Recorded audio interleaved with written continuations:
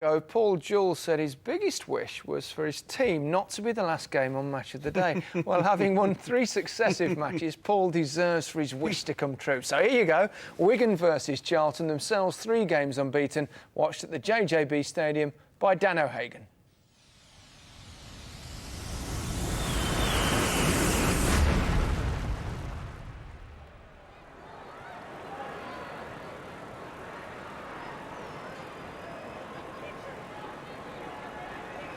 Zayo and Webster and McCulloch are all in there with aerial height, presence and menace.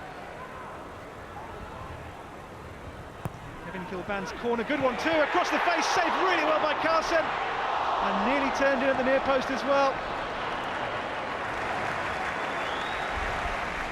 Shana's header, point blank, cleared off the line, not by the goalkeeper, and Luke Young take a bow.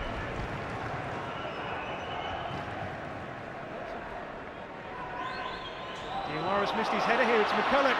McCulloch with a strike and the goal! Last week's match winner sets them off running again. It was route 1 and Lee McCulloch was there, right place, right time to apply the finish, but it was Diawara who missed the header. Third goal of the campaign for Lee McCulloch. And Wigan off and running.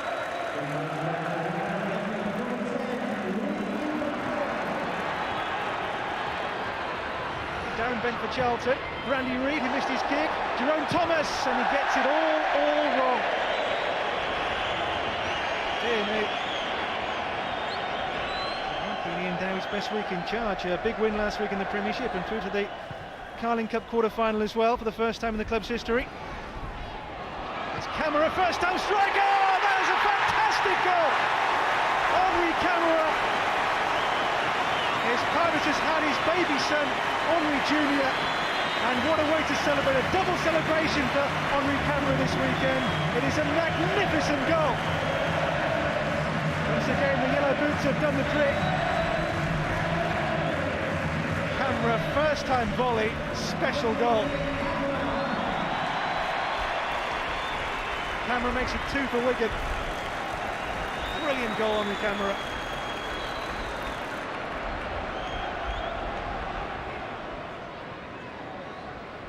Easy money on Andy Reid or Jimmy Floyd Hasselbank. It's Andy Reid. It's up, it's over. It didn't quite come down in time. The Charlton's away run is not good. 5 points from the last 57 away from the Valley. Mistake here by Webster, lets in D.Bent for Charlton. And D.Bent scores again. It gives Charlton a lifeline. Defensive mistake here by Andy Webster. Bent was too quick and just got away, and the finish was really measured too.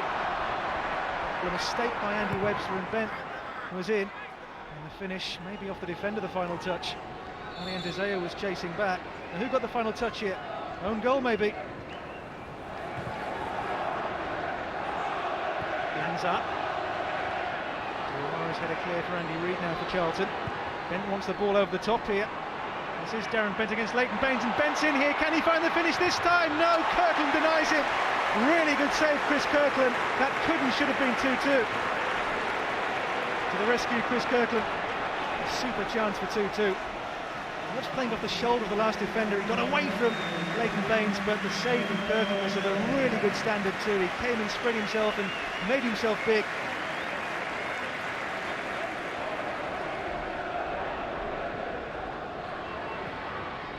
Valencia, Shana,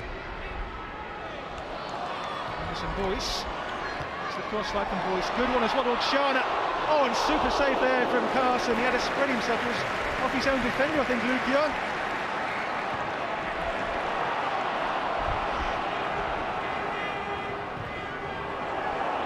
Camara's the chasing player here, defender's El Kakori, goalkeeper Carson does really well.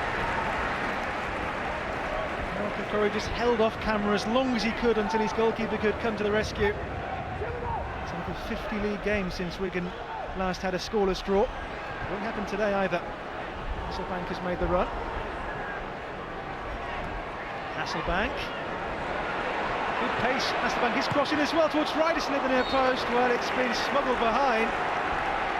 Ryderson, not too far away. And his last league goal came the best part of 2 years ago in the game against Everton, Herman Ryderson, as he came flying in here. There's a free kick right on that touchline for Wigan. Third goal now, with what, 13 minutes to go, would surely see off the challenge of Charlton. Here comes that free kick towards the near post, turned in by Matt Jackson. The club captain with the header, and Wigan now have clear breathing space between themselves and Charlton. They have the 2-goal lead again. Matt Jackson with the header. It's over 2 years since Matt Jackson last scored a league goal. It's his first goal for Wigan in the Premiership. Surely makes the win safe now for Paul Jewell's men. 3-1. Sail away.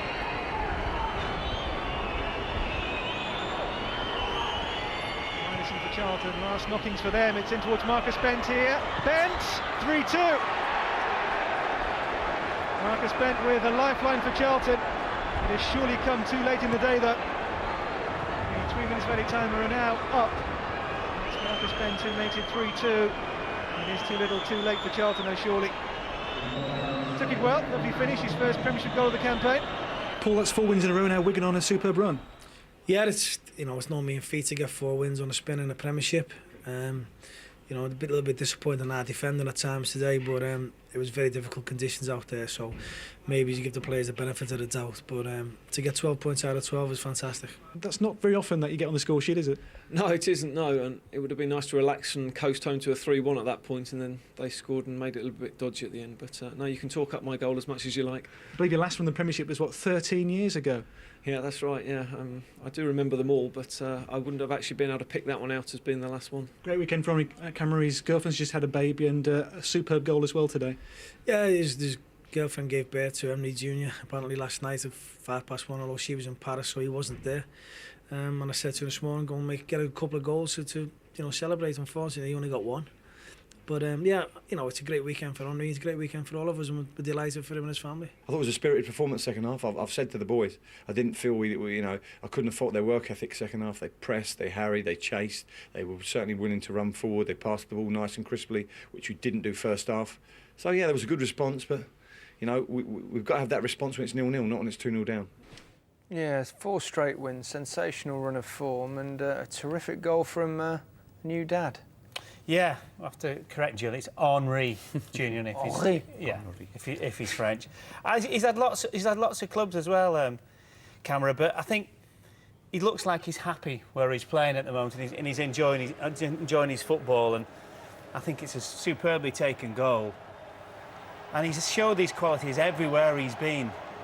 And to be fair to Wigan, they signed a lot of players at the start of the season, and they're really starting to settle in now. But he has got lots of... I'm sick of the baby celebration already. That's every team. What's happening? It's getting a bit cliched now, isn't it? As for the Bent goal, the Darren Bent, we should say, it wasn't obviously his. It looked like it was for a while. But we all thought it was. I was sat there watching, thinking, what a great finish this is.